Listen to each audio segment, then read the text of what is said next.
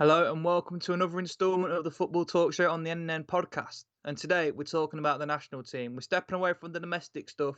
We're talking about the pride and joy of the country, the Three Lions. And the question is, Gareth Southgate, is he the man to take England forward? Are we done blowing smoke up this man's arse? Is he really the second coming of Sir Ralph Ramsey, or is he just a fraud? That's the question we're asking today. I can hear chuckles in the background because that's the kind of reaction we get. But serious questions need to be asked of Gareth Southgate. How long can he survive off a very, very, very fortuitous World Cup run? And when will people wake up and smell the coffee and see that, are we actually moving forward or are we just going around in circles? With me today, as always, is Mr. North. How you doing, sir? I'm alright, buddy. I'm alright. How are you? So, yeah, not too bad. I'm getting a bit wound up just talking about the intro here, thinking my head's rolling a little bit thinking about it. So let's talk about Gareth Southgate then as a man. So that's what we're talking about tonight. Gareth Southgate, is he the right man to take England forward? Now, as a manager, for me, the England job is one of the most prestigious jobs in football. Yeah. I mean, it's the home of football, England, and the national team is. We talk about clubs in the Premier League and stuff being sleeping giants and not having won things in a long time when they're big clubs. England are a massive country in terms of football, a footballing superpower. Huge. And the fact we've won one major trophy on an international stage is a travesty. It's an absolute travesty. So every couple of years, go into a tournament, think, is this our year? The whole country starts to think it's coming home. But in reality, it never has. No. Not since 1966. No.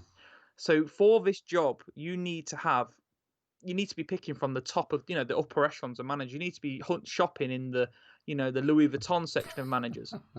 Where we've been dipping around for Aldi and Farm Foods and found Gareth in aisle 4. I think the FA felt a little bit pressured. Don't get me wrong. I think the FA called the shots, may I add, before I go any further. But I think the FA felt pressured to kind of hire English managers. I think there was a big call for it. We went down the Sven-Goran Eriksson route. Fabio. We had the Fabio route and the Fabio Capello route. I know in between that we had McLaren, but less said about that. Yeah, the better. very much so. I think there was a lot of pressure for the national team to have an English manager, and then we decided to bring in Roy Hodgson, which at the time, got an okay club record, but he didn't do a great deal. And then obviously along come Gareth, and I think Southgate, he fell into the job for himself at the right time because we'd never been as low, had we? We'd just been knocked out by Iceland in the Euros. Oh no. One of the worst days in it was football. Horrific, weren't it? And did Big Sam came in, didn't he, in between all of this? And there was the lasted a day. There was the controversy with his dodgy ongoings outside of football.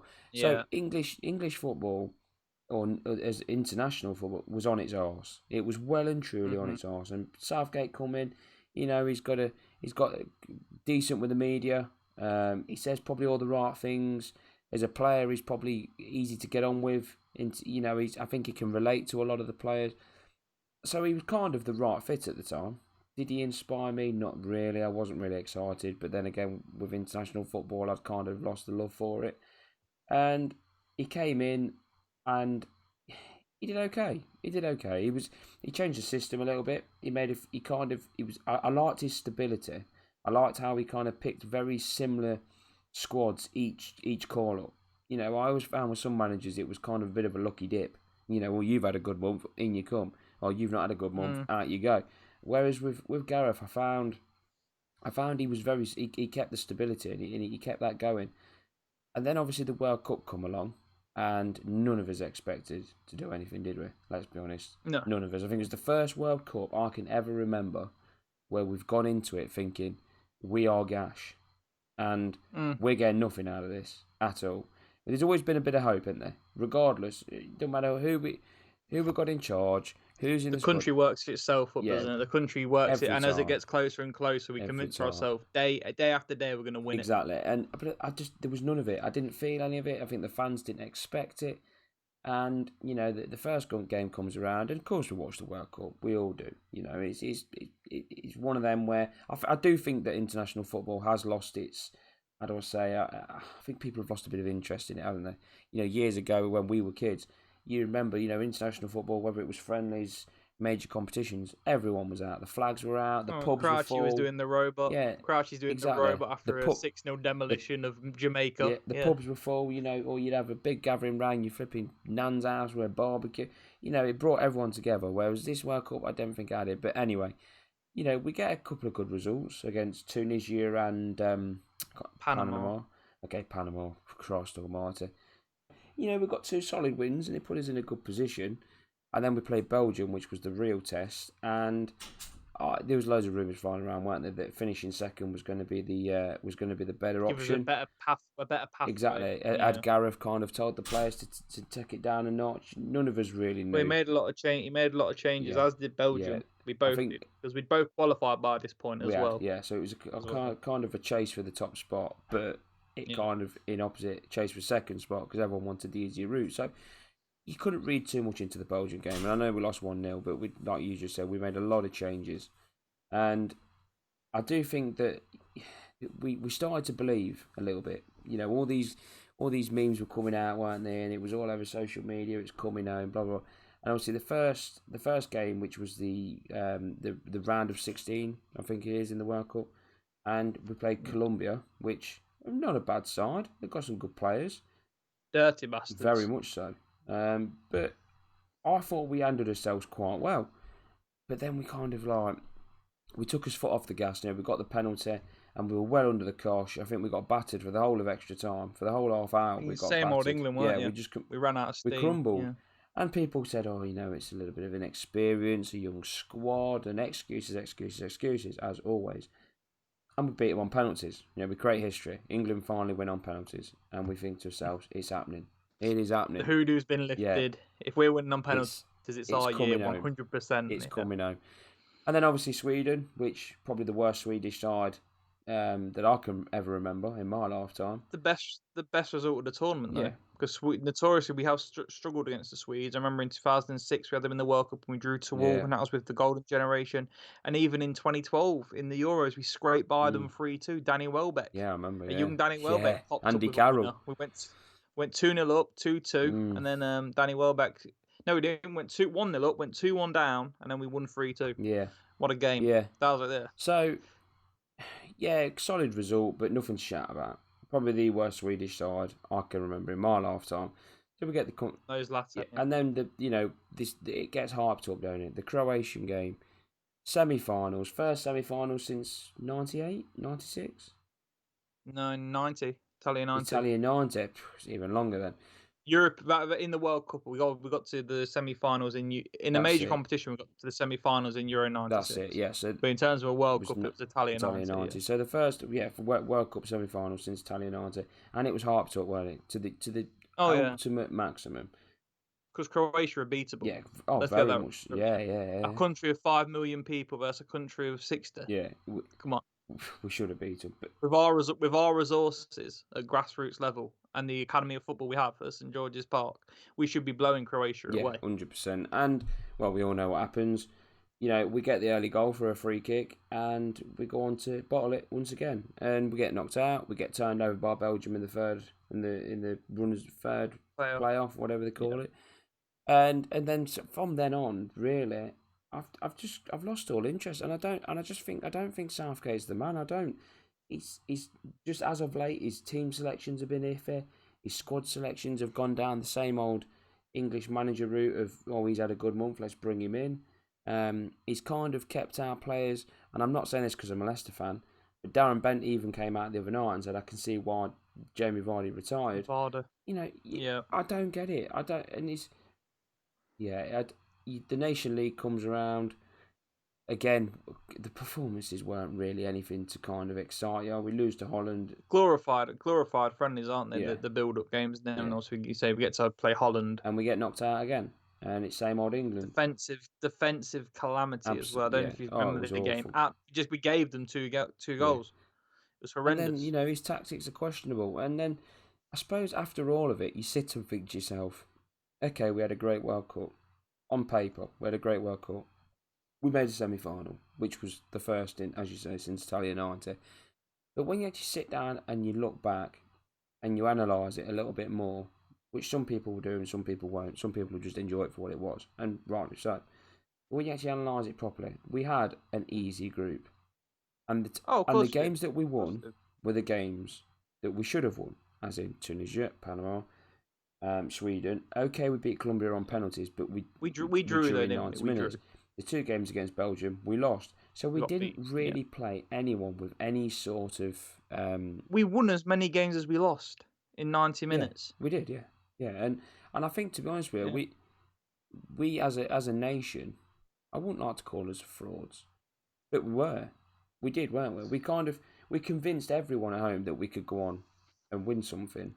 Only because of how easy our run was. Yeah, but we got lost in all that, didn't we? We got lost in all that, and like I say, if you look back, you analyse it, and you think, did Southgate really do a good job? Did he? I don't think he did. I think Roy would have got exactly the same results. I think Allardyce has got the same results. I think Steve McLaren would have got the same results. I don't think anything would have changed. We didn't overachieve in any aspect, did we? And in any aspect, did we overachieve on a game-by-game basis? People preach, don't they, that young squad, they're going to improve. Gareth's the right man. Okay, let's look at Gareth's calibre. Let's look at his pedigree. Let's look where he's come from. Middlesbrough, 3 seasons. Am I right? 3 seasons. That is the only club he has managed since club level since he was a player. And I think, did he go on to the under-21s manager for a bit in England, which is got sacked, got relegated with Middlesbrough, then got sacked, and then got a job in the FA youth set up in the under-21s. It's nothing to shout about. So then I question, when you're going for that interview, what on Gareth Southgate's CV makes the FA sit there and think, do you know what? He's the man. He is the man to lead us to glory. I don't see. Well, the thing is, with the FA is fast became a refuge for managers who fail at club level. I think back to even Peter Taylor going to the FA in the 21s, Stuart Pearce in the 21s, A.B. Boothroyd in the 21s, Gareth Southgate. All these managers are going to the FA setup after failing at club level.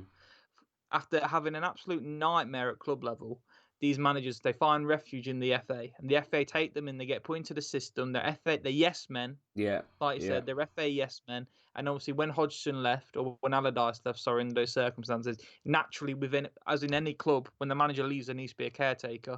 They get drafted in as caretaker, and it's very difficult when you're England manager to not do well in qualifiers. Because we are, and that's what happened. He did well in the qualifiers, and he gets the job on a permanent basis. It's very difficult. It's very, very difficult as a manager of anyone competent at football for England not to go out and beat Bulgaria, which is very hard for England to lose to these kind of nations. Yeah, it's not, and it doesn't make you a good manager. No, the qualifiers are a myth, aren't they?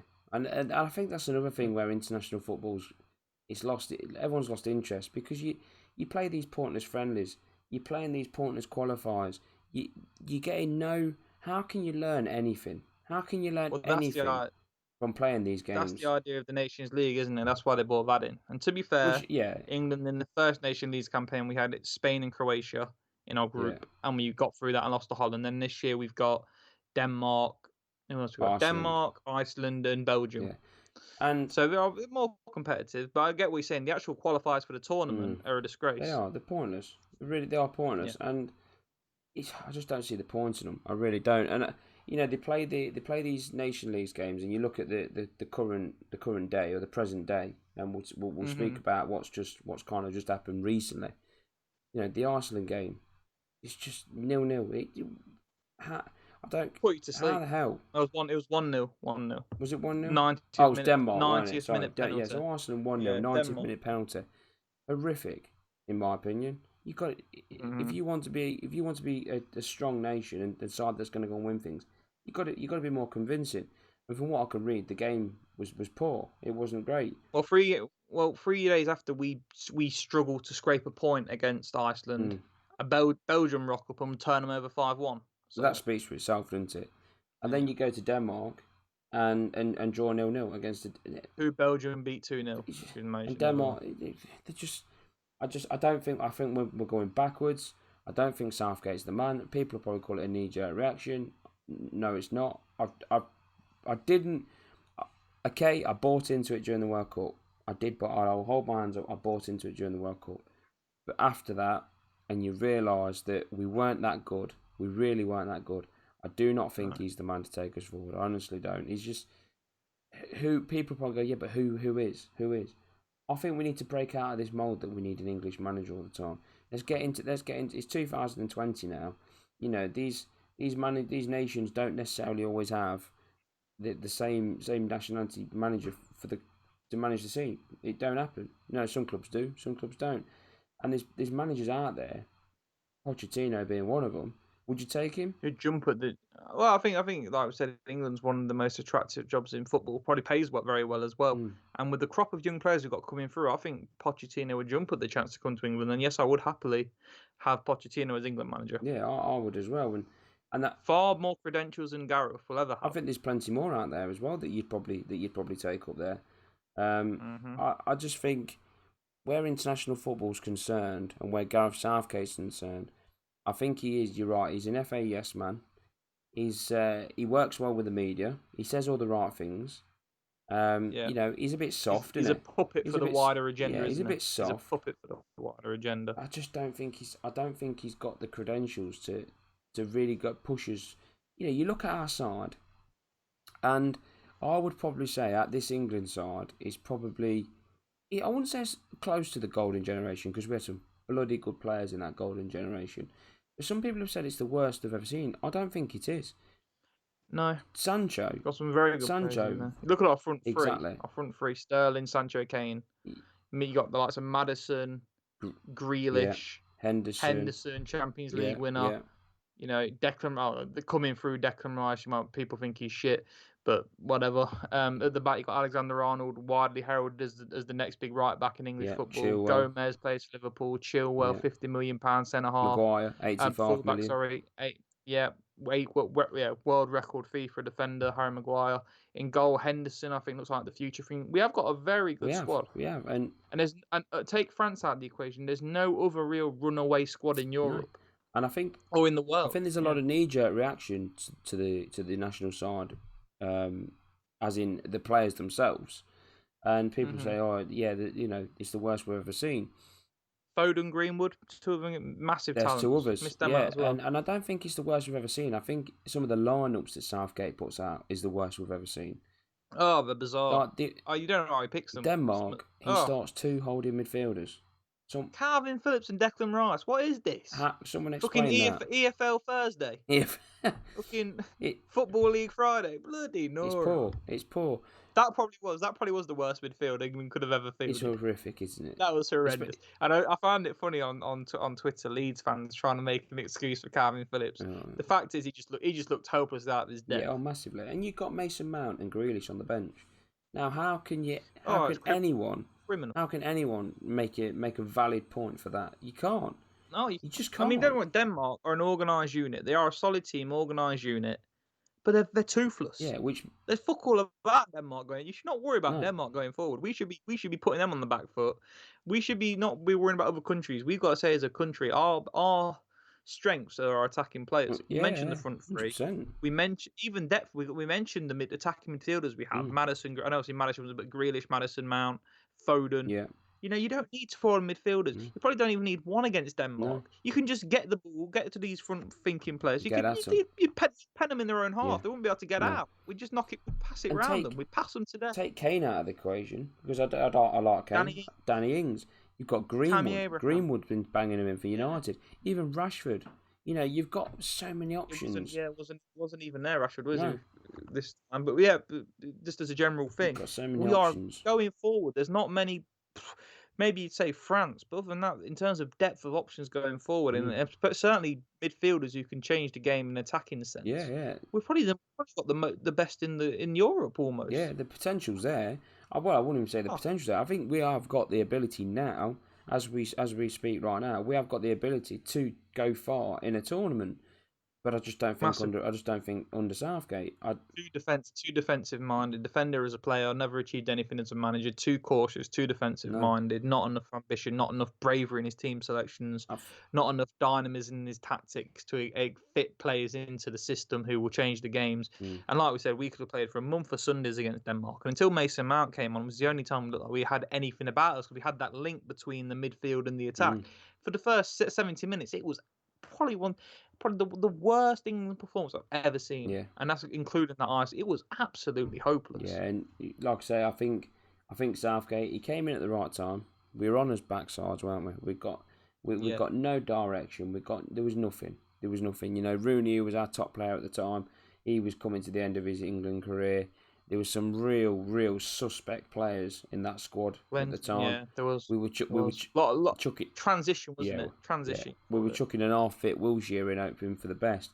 Ashley Young was starting in at right back. You know, it didn't inspire. And I think Southgate come in, and there was only one way he could go, and that was up. We was low. We was as low as we've probably ever been.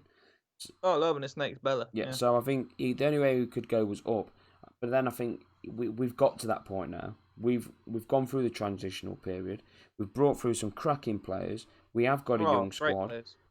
But these team selections and these tactics that Southgate seems to be producing, baffling, absolutely baffling. And we are not going to win anything. And you're not going to. And I argued this when we had Roy in charge. Why are we not utilising players that are in red hot form? And I mean red hot form. You know, and I know this is about Southgate, but I just want to touch on this because I feel as though he's going down that dark route. The year that Leicester won the league, Drinkwater and Vardy were called up. Neither of them featured during the Euros, and Drinkwater wasn't even included in the squad. No, didn't. And I know people will say, "Yeah, but you just contradict yourself there because you're saying it's too easy to get called up." No, what I'm saying is if you have a solid season, and I mean a solid season, not a month, not 2 months, not half a year.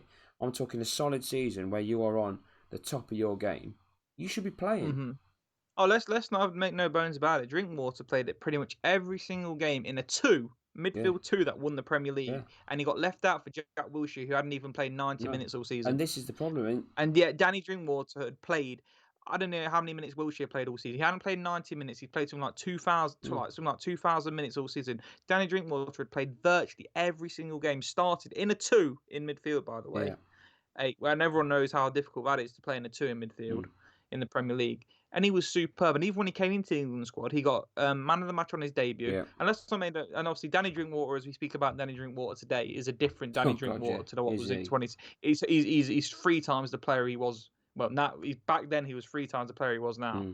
And we took Jack Wilshere, who barely kicked the ball all season, just because he played for Arsenal, just because it was Wilshere, just because that big club pull.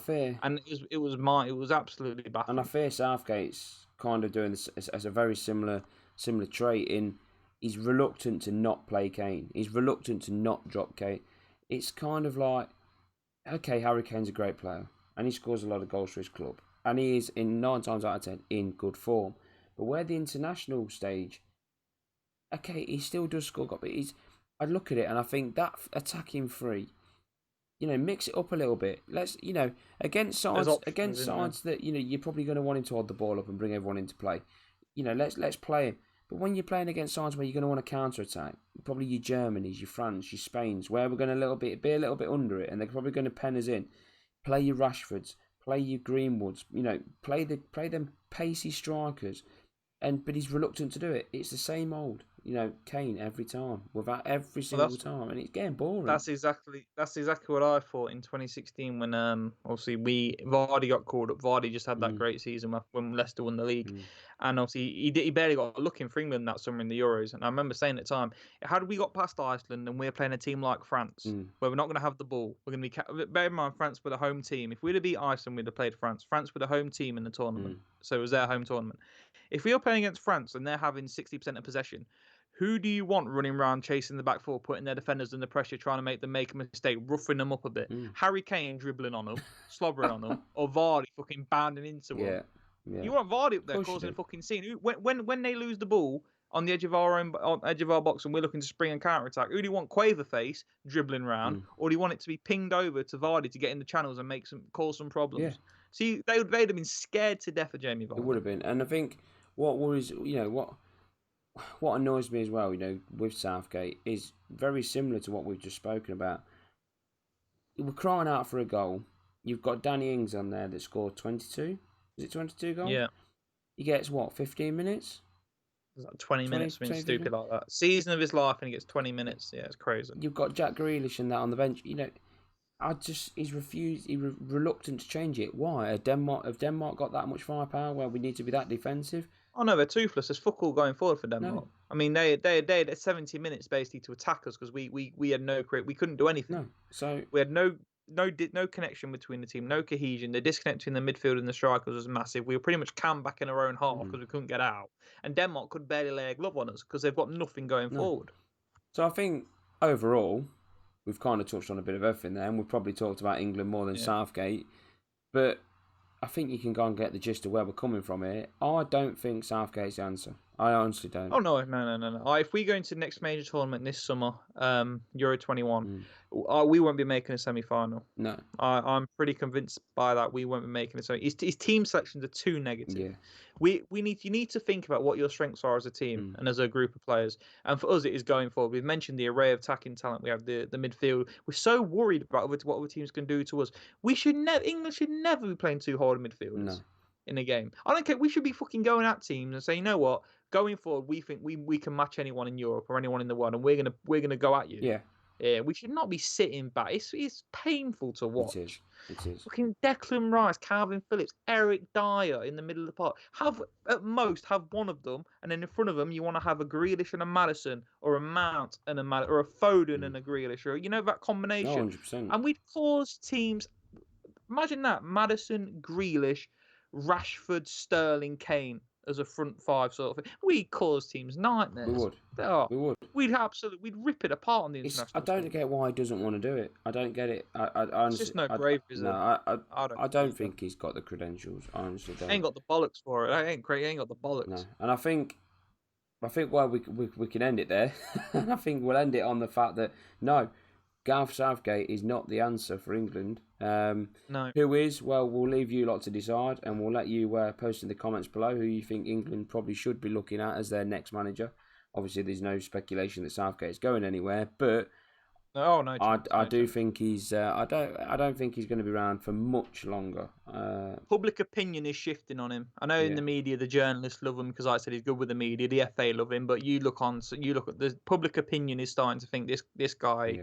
Like some of his selections and the way we're playing, we're not progressing. We're not looking good. No, we're not. So we'll end it on that note. It's been a pleasure again, as always. We've enjoyed everyone listening in. Hopefully you've been listening in. And but yeah, post comments in the section below so you can let us know who you would like to see as the next England manager, as and when that does happen. Is Southgate the man? Maybe he thinks, maybe they think Southgate is the man. Maybe they've got a waistcoat and everything. If you think Southgate is the man, by all means, give us the heads up and let us know. But as for now, as always, it's been a pleasure. Until next time, take it easy.